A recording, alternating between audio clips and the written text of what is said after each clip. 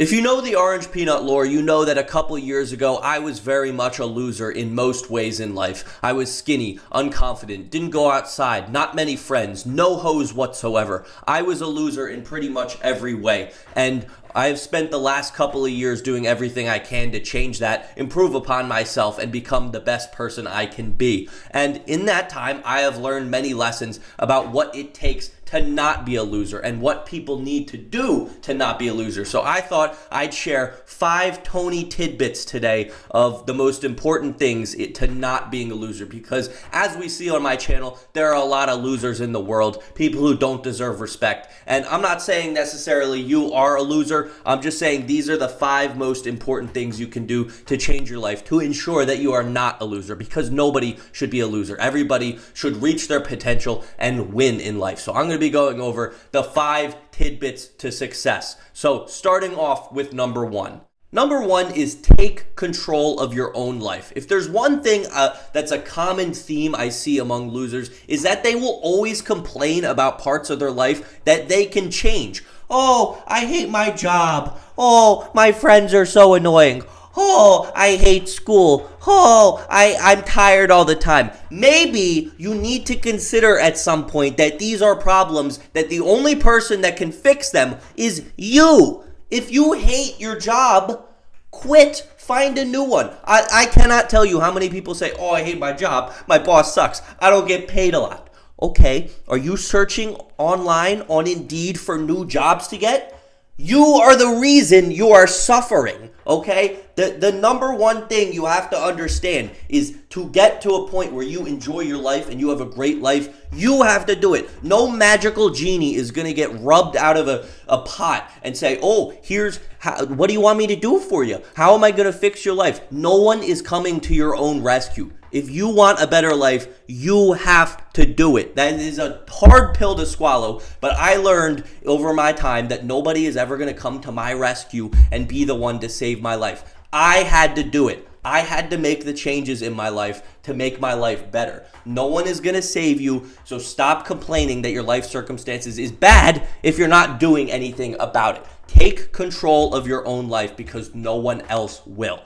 Number 2, stop seeking approval from everyone else. Stop living for others. We see it all the time. People dress a certain way, do a certain thing, go to college to make their family proud, doing a million things in the world so other people approve of them. Make nice social media posts so that everyone loves them.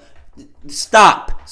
If you are constantly living for other people, you will have no identity for yourself. And I'm not going to go super in depth on this topic because I read a whole book about it. It's called it's right here. It's only on the side. The Subtle Art of Not Giving a Fuck.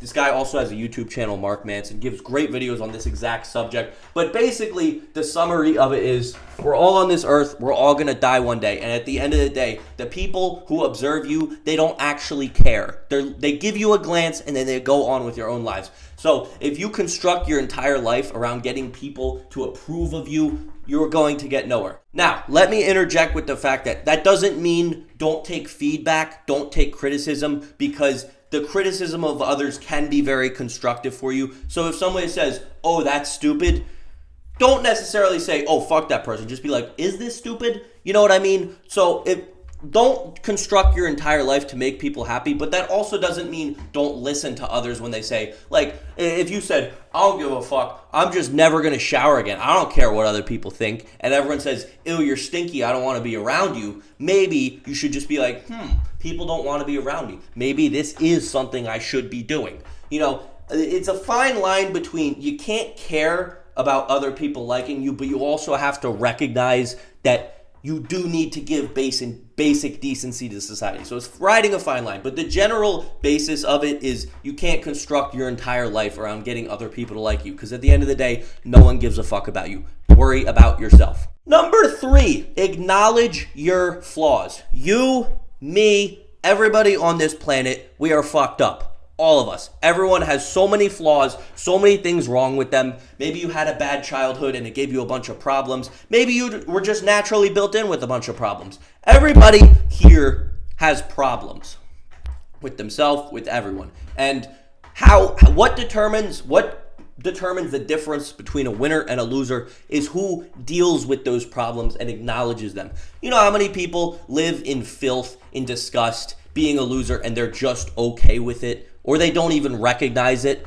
Those are the people that will end up doing nothing with their lives. Me, a couple years ago, I had more problems than I could even probably name. Like, I had so many problems, and I still have problems. I still have things wrong with me, but seeking out, recognizing what's wrong with you, not even necessarily doing something about it. If you understand your flaws, then you can either work around them, work through them, and ultimately build a better self. Because certain people will tell you, oh, something's wrong with you. Oh, well, life goes on. Everybody's fucked up. Yes, everybody is fucked up, but the people who fix their fuck-ups, work around them, and work through them are the ones who are ultimately going to win.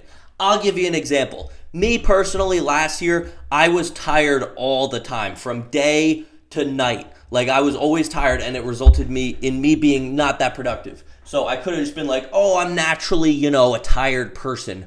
Oh, it's just how I am. Blah, blah, blah, blah. Or I could have said, hey, maybe I have some habits that are leading to me being tired. Maybe I'm not getting good quality sleep. Maybe I'm not getting nutrition. And then I started taking my vitamins, eating better, sleeping more, and all of a sudden, now I have energy. It's almost like acknowledging the flaw gives you an opportunity to fix it. So, yes, acknowledge your flaws. Realize that you are a human being. You are not perfect. You have a lot of problems. That's okay. But if you just ignore them, deny them, that's what makes you a loser. So you just know that flaws are there and constantly be seeking out to fix them. And by the way, one other thing, don't try to fix all of them at the same time. That's going to be a headache in and of itself. Figure out all your flaws, figure out what the worst one is, and then work on that. And then once that's over, work on a different one. Just knock them off one by one. Don't try to fix them all at the same time. It's not logical. Number 4, get close to good people. One of the major things in your life that's going to determine how you are is the people that surround you. So how do you think someone becomes a drug addict? They're in a prep school with a bunch of scholars? No. Someone becomes a drug addict because they end up being friends with people who do drugs, and then their friends hand them the drugs, and they're like, this is great. I'm going to do this for the rest of my life until I die, which is like 4 years later. No, if you want to be a good person, a successful person, the best thing you can do is surround yourself in your environment with good, successful people, because the people you see around you and the people you're friends with, people you like, respect, and whatnot, they are going to rub off on you whether you like it or not. It's just a simple fact of it. So a great thing you can do if you want to be a better person is think about all the people in your life that you could have control over. Your friends, your family, the people you see in class or whatever. Think about whoever are the best of those people and maybe just try to be around them a little more, and their success will rub off on you. I recently have come across some wonderful friends family, people have made me a lot better. So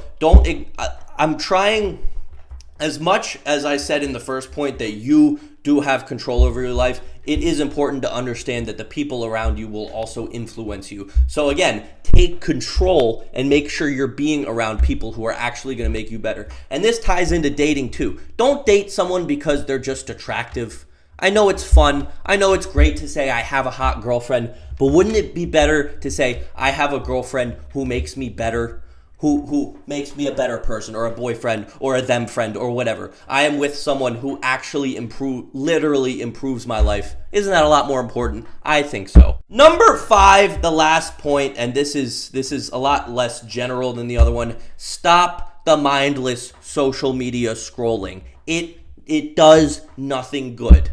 I have been there. I have been in times in my life where my phone screen time was 12 hours a day, and all I did was lay in bed and scroll through the Instagrams and the TikToks and the YouTube shorts. It's okay to do it at the end of the day if you just want to relax before you go to bed. That's fine.